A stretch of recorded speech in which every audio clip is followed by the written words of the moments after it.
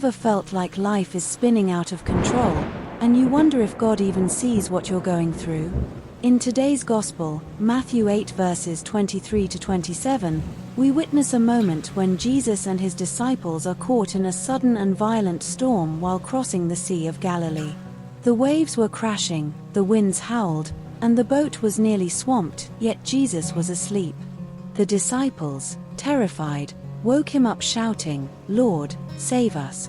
We're going to drown." What follows is a moment of divine power. Jesus rises, rebukes the winds and the waves, and there is a great calm. Amazed, the disciples ask, "What kind of man is this?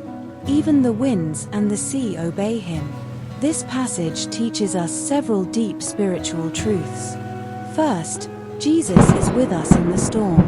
The verse begins by telling us that Jesus got into the boat with his disciples.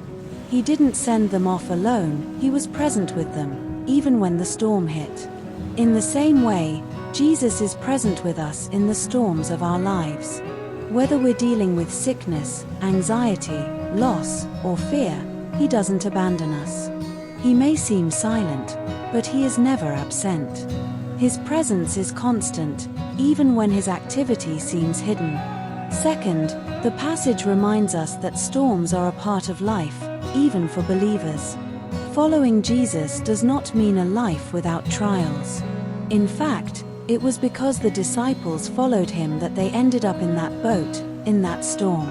Sometimes, we wrongly assume that being close to God should exempt us from suffering. But the truth is, our faith will often be tested in order to be strengthened. The storm was not meant to destroy the disciples, but to grow their trust in Jesus. Third, Jesus' power and authority over creation is revealed.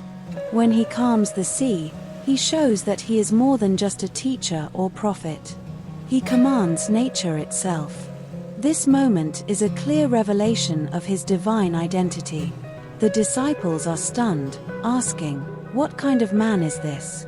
A question that points to his divinity. It's also a call to reflect. Do we truly recognize who Jesus is in our lives? Is he just a figure we pray to in need, or is he the Lord of all creation? Fourth, the disciples' fear teaches us something about human nature. In the midst of danger, even though Jesus was with them, they panicked. Fear had clouded their faith. Jesus challenges them gently, asking, "Why are you afraid, O you of little faith?" This isn't a harsh rebuke, it's a reminder that fear and faith often compete for control of our hearts. When we focus on the storm, we panic. But when we focus on Jesus, we find peace. Faith doesn't mean the storm isn't real. It means we trust the one who can still the storm. Finally, this story teaches us about peace. Not just the peace that comes from calm circumstances, but the peace that comes from knowing and trusting Jesus. The external storm was calmed, but perhaps more importantly, Jesus was calming the internal storm within the disciples' hearts.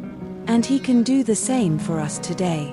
So, what can we take away from this passage? Life will have storms.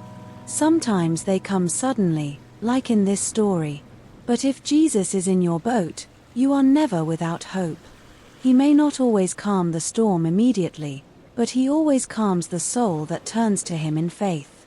The next time you feel overwhelmed by life, remember this: even the winds and the sea obey him. Trust in his presence, lean on his power, and let your faith rise above your fear.